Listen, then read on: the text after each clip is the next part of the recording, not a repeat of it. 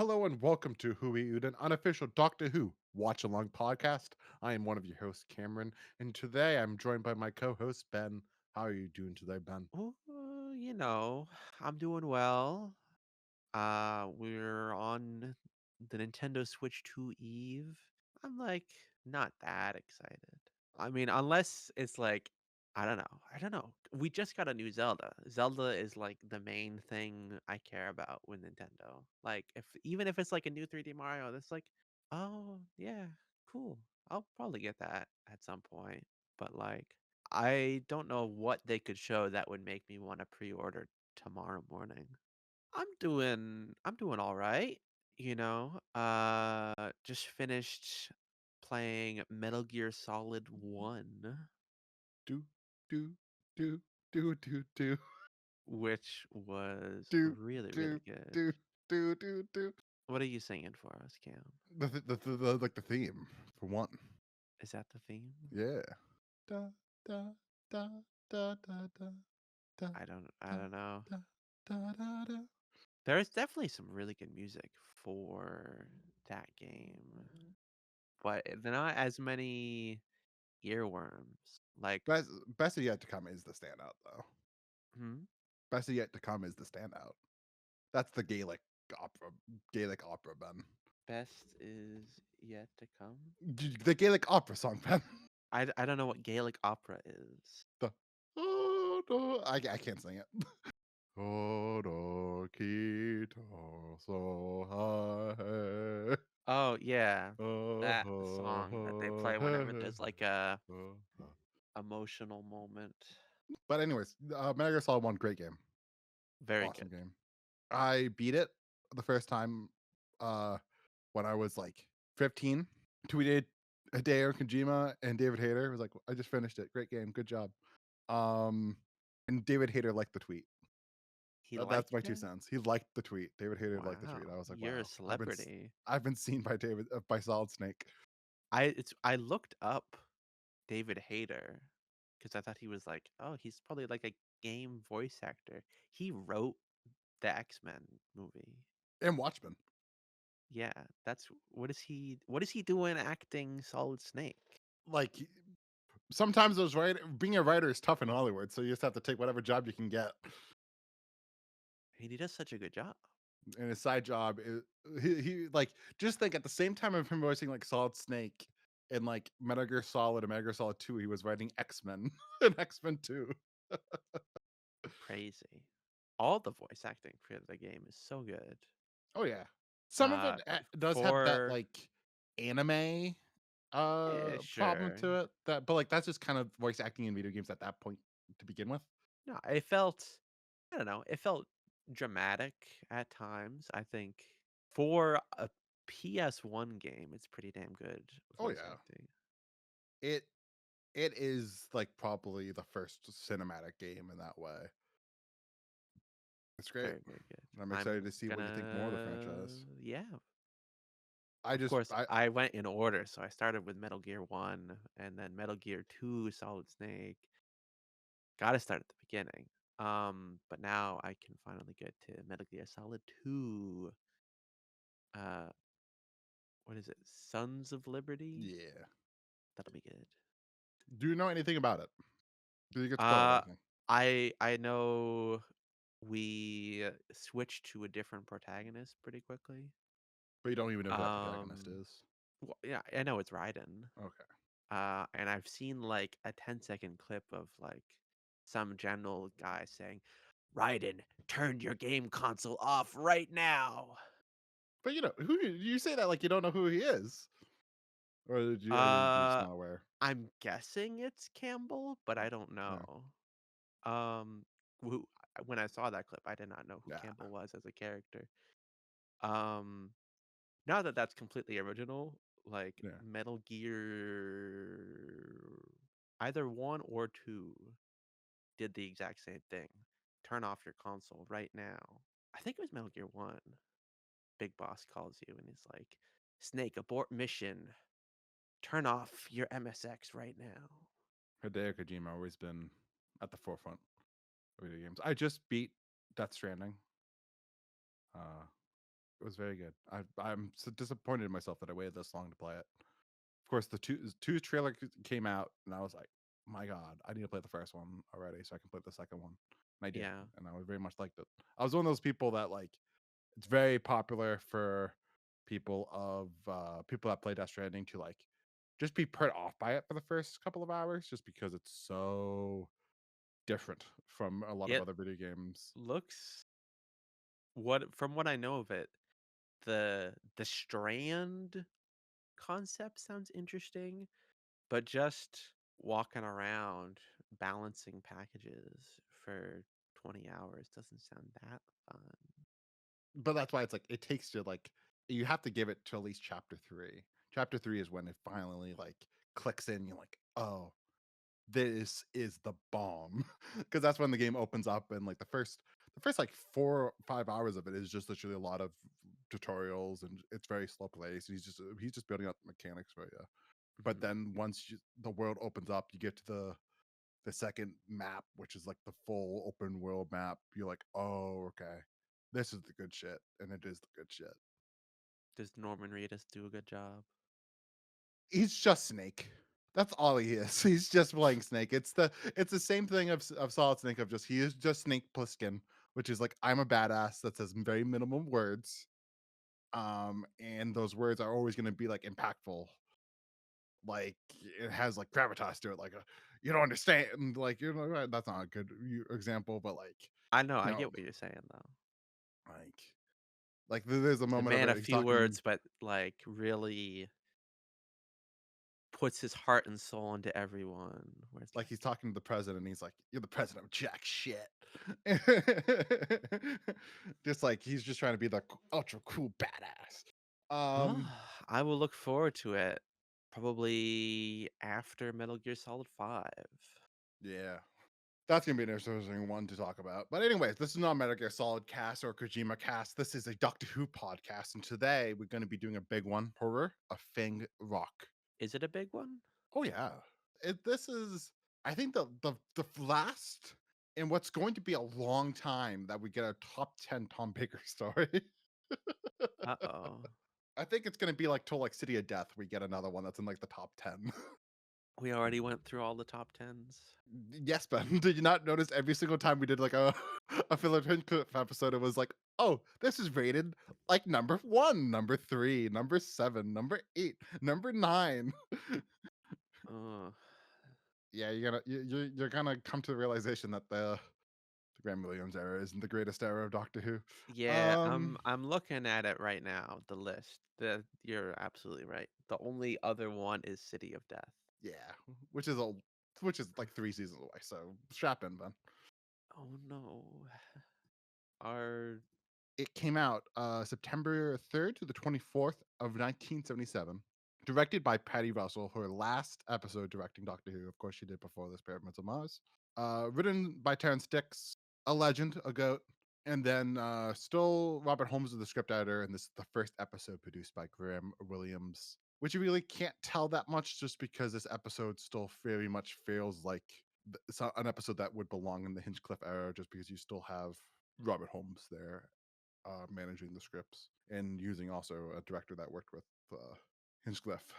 So Ben, just to get right into it though, I should mention this is actually a last minute story. Or I shouldn't say last minute, but they had this original episode for this is not this. Did you read about this at all? Do you know about this? know about what? Sorry? That this is not the original start of this season. This was not the original story idea of Horror Fang Rock. I did not. Did things get rearranged So or at one point, this was going to be a vampire story written by Terrence Dicks, but at some point, the BBC was going to do their Dracula series, so they said you can't do vampires in Doctor Who, so they had to switch last minute. I don't even know if it's last minute is a fair way to describe it, but they had to switch their story around to being a story to do with lighthouses because Robert Holmes said to Terrence Dicks, I want to do a story in a lighthouse," and Terrence Dicks said, "Okay, I'll do that." And that's how we got this. That vampire story later comes State of Decay, which we'll get in season 18. So look forward to that, Ben. I will. But Ben, what did you think of Horror Fang Rock? it was good. It kind of took a while for me to really get invested in the characters and the premise, and then it was over. Um, Not that I wish it was longer, just I don't know. It was good, but it didn't really hit. Seeing the Rutan or a Rutan is kind of cool. Kind of like a mystery, I suppose. It's a murder mystery. Yeah, people are disappearing. Doctor has to figure out what is going on. What did you think of this story? I saw this before. I saw this when I was like a little kid. I don't even remember when. It was on VHS from the library. I got it. I remember at the time, I didn't. I don't remember fully what I thought of it. It didn't really strike me that much, which I think kind of makes sense when I rewatched it. Of I don't think the story in particular would be that interesting to like an 8 or 9 year old watching it for the first time on VHS. It would be kind of it's not the most exciting story in the world, you know. Hmm. It doesn't have like big action set pieces, and it doesn't have like this evil crackling bad guy. It's a little bit more slower pace. It's a little bit more character, and it's kind of stage play in a way that like the minimum sets of it. A lot of it just takes place in the lighthouse set. Kind of Hmm. does make it feel like a stage play in a way. Uh, and yeah, I really enjoyed it. I thought this was very good. I think I understand what you're saying though, is that it took me a little bit to get into it. Like I remember part one thinking, "Oh no, this is good." But then like I really enjoyed it in part two and part three. I think it kind of falls apart a little bit in part four. I don't think part four is the greatest conclusion to the story, but I think that like those that middle chunk of the story is very solid and it's a fun time, and it's very clever writing for Terrence Dick's part, and it's very well written. The characters are very strong, and I think he writes the Doctor and Leela very well. That they have a great dynamic this episode, Oh, and definitely. yeah. So to get more deeper into it, what did you think of Tom this episode? Because I think this is very similar to Pyramids of Mars, where you can kind of tell that Tom Baker does not like Patty Russell and Patty Russell's directing style, or just he's being directed by a woman. There's something to it that he just gives this most serious performance. That like this is not one of those performances where Tom has a smile on his face throughout the story. He's pretty much just does not want to be on in that lighthouse, Ben. Yeah, he's very serious. Um I mean he still quips, but he's not like he doesn't have a big grin on his face. You're right. But like quips in like terms of Um like that's on the page, like the in the performance, it is a very serious performance that like it's one of those times where another actor probably wouldn't be able to pull that off. Of so obviously not wanting to be there, but Tom is able to pull that off just because of how eccentric he is hmm. as a person. Yeah. Yeah. Tom Tom was good. I think what really stood out to me for this episode was Leela. I thought Leela was really good.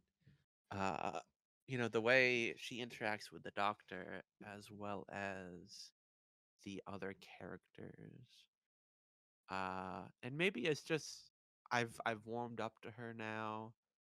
Like we talked uh a little an episode or two ago with like the audios we listen to. She's kind of cool. Um she gets shit done. Yeah, And she doesn't always understand what's going on, but she accepts that and rolls with it. And has a lot of faith in the Doctor. yes, like like in the last episode, she says, "Oh, so we're fine then. You're a Time Lord. You're a superior being." Yeah, I like her always like testing out weapons and like I don't know, being a warrior. I know, I liked it. I liked her, No, and I she's agree with wearing that. clothes I still. yeah, I agree that like there's another dimension to her in this episode, that she isn't just the what we saw of her in the previous season. That I think it's probably more to do with Dick's writing, that he gives her a little bit more of a it gives her more of her character. It's not just not that warrior stereotype, that there is a character underneath that. Like there's that great scene in episode 1 where she comes into the lighthouse and starts taking off her like lady outfit and tells like the I forget his name, but the guy that's working there at Uh, the Vince. lighthouse, that she needs to get clothes to change in because she couldn't stand the clothes that she was in, the more lady appropriate of that era. I thought that scene was great. And there was a couple of Mhm. scenes of her later on where she very much is like the doctor's pet in a way. She's even say the doctor's pet, more like the doctor's like bodyguard, where there's moments where she's very much is like the muscle and the other people of the lighthouse she has to kind of keep under control and tell them what's right, and tells her like, no, you have to understand, I'm here to make sure that you understand that the doc you need to listen to the doctor, you know. Oh yeah, she like threatens to like kill some of the like shipwrecked people, right? Because Oh like yeah, they weren't listening to the doctor, and he's it's like, "Well, great. you better listen to her." Which I think that's a great element to the story, that having it be we have the three people working at the lighthouse, the three lighthouse, I don't know what you call them, just the lighthouse people, and then end of episode 1 we get like the shipwrecked crew, and we get the whole story of that element to the story. I don't know how much the story would have worked if you didn't have that piece of the puzzle. If It probably would have got a little bit boring if it was just three people at a lighthouse and with the Yeah. doctor and Leela. Yeah, I think you need these extra shipwrecked people, to kind of throw a wrench in the working order of this essentially a military establishment. To have these people with different priorities, like Lord Palmerdale, who is drives a lot of the plot forward about trying to contact the mainland and make money. I don't know. It's an But extra source of conflict other than the routines. yeah, which that I think is needed for the story, and it does make the story work overall. But of course, at the center of it is the Rudin slowly killing these people. It doesn't really do it very quickly. But what do you think of the Rudin this episode? Really interesting. I was wondering when we were going to see the eternal foes of the Santarans. The only time, by the way, The only time? the only time. Why aren't they recurring characters like the Santarans? You would think. You would think that we would at least got an episode with the Suntarans and the Rudins together. Yeah. Especially, I would be curious to see what you would do with the Rudins nowadays with like CGI and stuff. That would be kind of interesting. I'm looking on the TARDIS wiki. It looks like they were given an updated appearance for the collection. Did you Yeah, watch that version? I know. I watched the OG version, of course. Which I gotta imagine, this is the first time that they started using AI upscaling for the collection sets, and boo, Doesn't it look doesn't good. look the worst, but like you can obviously tell that it is because it just gives it that like plasticky effect to the image, which I understand that like they just want to clean it up because at the end of the day, it's not like you can do that much with the original material of the videotape. But like there's a texture there that's missing when you do the AI upscaling, and it's not as bad as like some of the times with like the James Cameron releases in 4K that look really bad. They're only doing a very small amount of it, but especially for a story like this where there in the original version there was a lot of texture to the image. It's kind of disappointing to see that it's just kind of flat and Hmm. lifeless.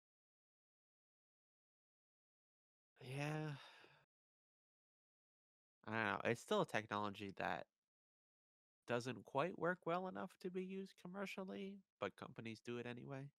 Yeah, but like it's hard because I understand it for some things. Like I can understand the principle for this one just because the actual source material is not great, you know? Yeah. Like it's not like a film where it's like no there's no excuse. Like the film grain, you don't get rid of the film grain. The film grain is part of the image, which is why it's so dumb when they do that. Yeah. But Like, for this, it does the videotape can look really bad, and then they want to make it cleaner up. And like I understand that point of view, but also it does also kind of look just weird because everything is so like it kind of removes a part of what's appealing about videotape. I mean, that's the thing. It's never gonna look. It can't create detail. It's Yeah, just gonna give everything a plasticky sheen. yeah. Which looks better when it's like still image, but when it's a moving image, it really looks weird. Yep. Oh well. What else to talk about?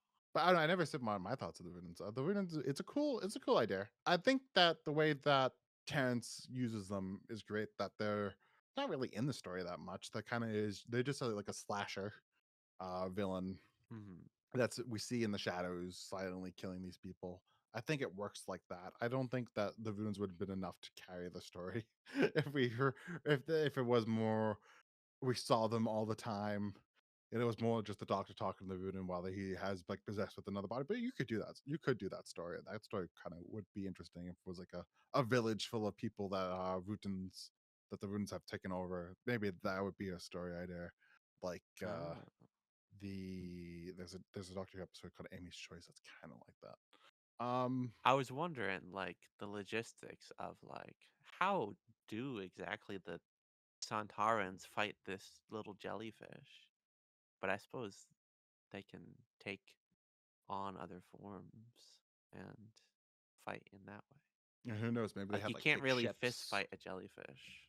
Or They might maybe have guns. the nature of the war isn't even like man versus man. Maybe it's just all abstracted missiles and ships.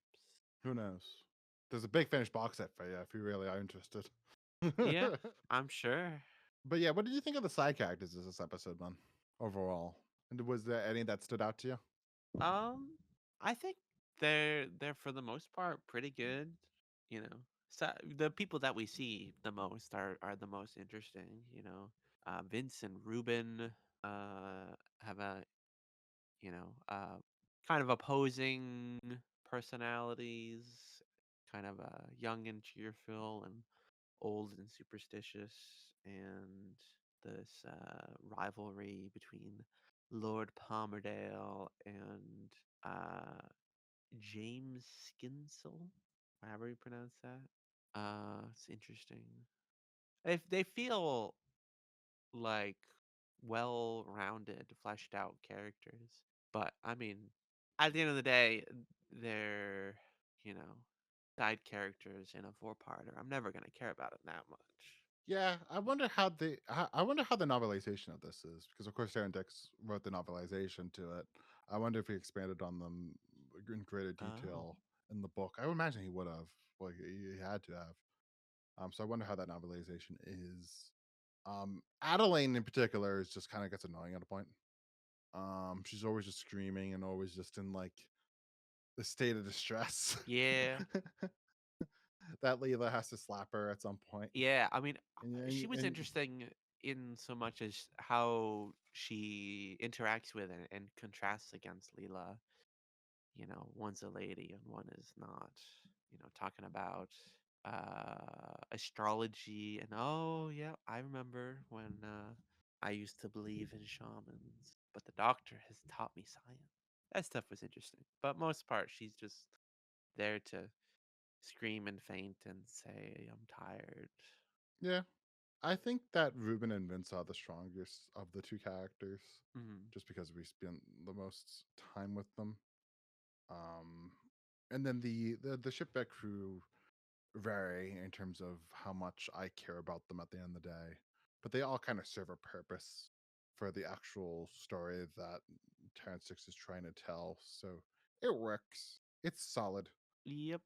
And I think that Patty Russell again does a great job with directing the story, gives it that atmosphere to it, especially like when you consider all that outdoor stuff on like the the sea, that's like on like the I don't know what you call it, but like basically all like the stuff that's on the bottom of the lighthouse, all that stuff was all in a studio, so that like they really did do a good job creating a lot of atmosphere on that set, and it didn't look like the worst, like, "Oh my god, they shot in a studio," type of thing. Yeah, Do you agree? I agree. I thought it looked good. And then, like, the lighthouse set is it's interesting enough. I think you buy it as being a lighthouse. Yeah. They did a good job replicating a lighthouse on whatever Yeah, budget they had the of $2. transition for in the top of the lighthouse between like outside and inside was a little rough, but other than that, it looked good. CSO didn't quite hold up. But, Ben, there is a history to this story. Are you aware of the history of the story? History. Yes. So, uh, on November 22nd of 1987, this was played in Chicago television station WTTW, and it was interrupted by Max Headroom. Are you aware of this incident? No, Are you aware of Max Headroom at all? no. So Max Headroom was like this digital character that was like a TV show character in the 80s. I'll send you the picture. Does that look familiar at all? Um, It's pretty much it's vaguely. imagery that even though itself might not be recognizable, the like the silhouette is kind of recognizable in modern culture. You've seen it referenced before. Probably. But basically what happened was in that Chicago station that was playing Doctor Who Horror Fang Rock, what happened was early in the day during like a football game, these guys interrupted the signal, and this is what it looks like. Um, if you just look it up, you can just look up Max Headroom signal hijacking incident, and you'll be able to see it. It's a guy wearing a Max Headroom mask, and where the background is kind of like slashes, and it shows him spanking an ass. Or no, his ass is getting spanked. That's what it is. And this is just like this. They were people were watching Doctor Who Horror Frame Rock episode 1, and just got interrupted by this shit. And we still don't know who was behind it. It's just like it lives in Oh, infamousy of interesting.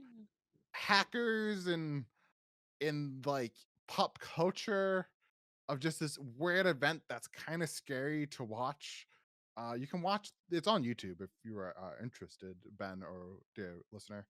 Uh, it's definitely a moment where Doctor Who is part of a bigger history, and it is kind of scary to watch just because again we don't know who what the fuck this even is at the end of the day. It's probably was just some dumb kids at a college doing this shit, but they hijacked the signal of this TV station. How about that? I'm shocked you didn't know anything about this, man. Is it that shocking? Yeah, I thought this was a much more of a known thing. I was completely unawares. Yeah, very strange. If whoever is responsible, if you're listening to this right now, okay, I guess you did that. You know, you interrupted somebody's watching a Doctor Who, and that's just irresponsible of you. You ruined multiple people's viewing of Horror Frame Rock, a classic Doctor Who serial. But Ben, let's just get right into it. Let's just get into cliffhangers. Alrighty, cliffhangers. Cam. First one is the boat crashes onto the rocks. Not the greatest cliffhanger. Eh, It kind of works for a part 1 cliffhanger. Anything else, if it was part 2 or 3, it would be like a really bad cliffhanger. But it's solid enough for a part 1, I would say. the second, Reuben screams are heard from the boiler room. Solid murder mystery cliffhanger. And the third is the doctor and Leela find Reuben's body. And the doctor says, I thought I'd locked the enemy out. Instead, I've locked it in with us. Of course, this is highly regarded as being one of the best cliffhangers of all of classic Doctor Who. I think And I it's the best of this story. I don't know if I think it's the best of all of classic Doctor Who. I disagree. I think this is up there just because it we talked about many times. What makes it so great is that it's not a traditional classic Doctor Who cliffhanger of just there's a gun and then he's gonna shoot me. True. Ah, it's very much like it's in the story. It's very much it creates that suspense and that drama, and it's that Tom serious performance to it, where Tom is playing this the most serious Tom has ever played anything in his life. He's very much gives it that like sorrow of just like in the camera is just like he has that close up in the camera of just like I locked it in with us. It's very much creates that moment of oh shit, I need to watch the next part right now. I think it's great. Okay. So, Cam, how would you rate this story? I would say 8.7. 8.7. I'm thinking like I don't know, 8.1. Good. Thank you, Ben. Uh, so in terms of the poll, doo, doo, doo, doo, it ranked number 10 in 2014, in 1998, and ranked number 9 in 2009, and most recently in 2023 ranked number 8. And I understand it's a great story. Uh, I don't think we're both as high on it as giving it an 8. I don't think that this is as good as, let's say, Space or The Deadly Assassin. I think that's a bit high. But I think it's on parallel with a story like Brain of Morbius. Yeah. But join us next week for what is considered to be a much worse story, The Invisible Enemy. We will see. I mean, I know there's Canine. Do you like Canine? uh, uh, That is very non-committal. yeah, he's fine. Like, yeah, he's fine. I like the design of K9. He has a great design. I like John Leeson's voice. John Leeson has a great voice for the character. That is most of Yeah. it. I guess we'll see. But join us next week for that. Remember to like and subscribe. Listen to us. Listen to other episodes. Spotify, YouTube, Apple Podcast, anywhere. Watch our shorts. Peace out, everyone. Have a wonderful rest of your day.